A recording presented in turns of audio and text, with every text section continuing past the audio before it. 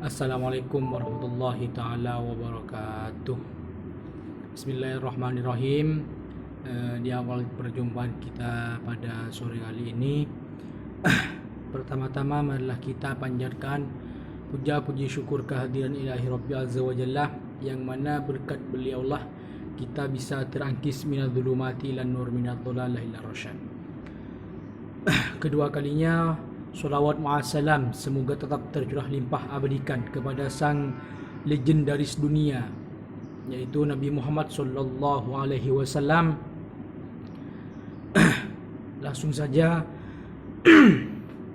di sini saya akan menjelaskan tentang pengertian wakaf tunai dan produktif, yang mana wakaf tunai secara bahasa yaitu fuqaha menggunakan dua kata, habas dan wakaf. Jadi untuk bisa memahami wakaf secara bahasa itu harus mengetahui terhadap para fuqaha menggunakan dua kata, yaitu habas dan wakaf. Karena itu sering digunakan kata seperti habas atau ahbasah atau auqafah untuk menyatakan kata kerjanya. Jadi yang sering terjadi ini, yang sering digunakan kata seperti habasah, ahbasah dan auqafah, yaitu untuk menyatakan kata kerjanya. Sedangkan wakaf dan habas adalah kata benda dan jamaknya adalah auqafah, ahbasah dan mahbus. Itu. Terus dalam kamus Al-Munjib disebutkan bahwa al-habs atau al-waqfu berarti menahan atau mencegah harta untuk kepentingan sabil Allah. Maksudnya itu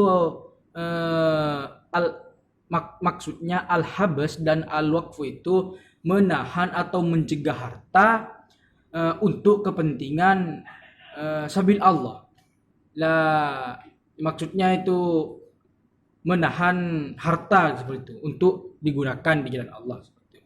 Terus memahami pengertian wakaf secara bahasa, baik al-habsuh maupun al-waqfu sama-sama memiliki makna al-imsak, itu menahan.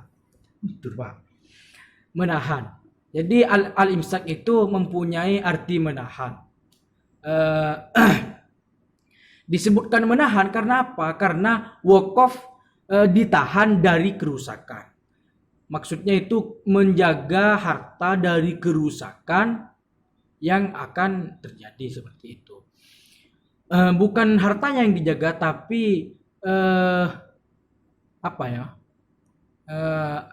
dijaga dari kerusakan hartanya seperti itu.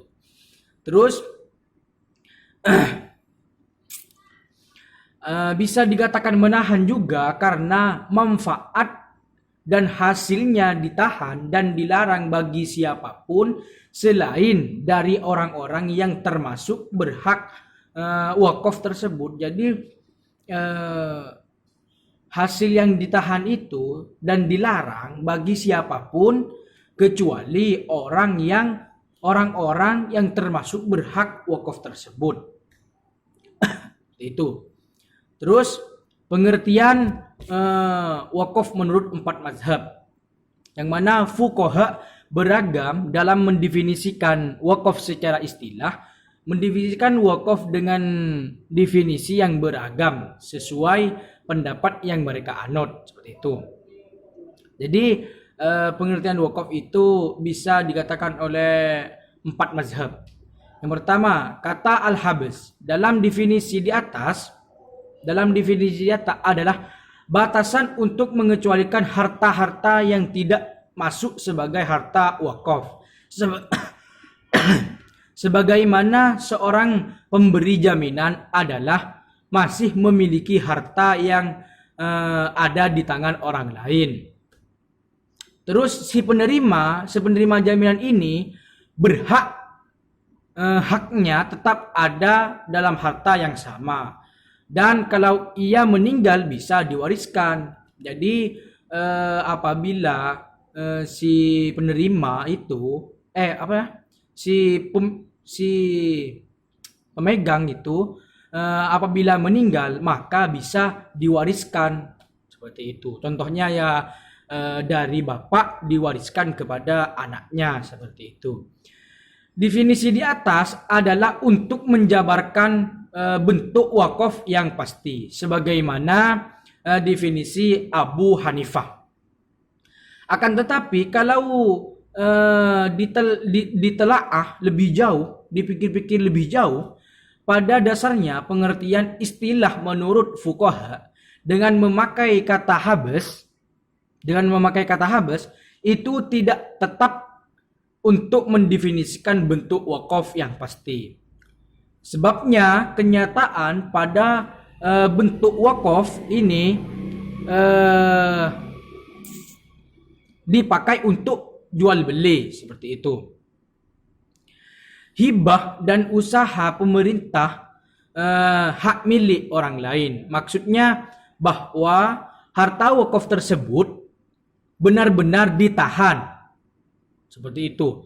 Persoalan ini kemudian dibantah oleh Burhan al-Din bahwa harta wakaf mesti bisa ditarik kembali oleh pemiliknya seperti itu. Mungkin hanya ini yang dapat saya sampaikan. Assalamualaikum warahmatullahi taala wabarakatuh.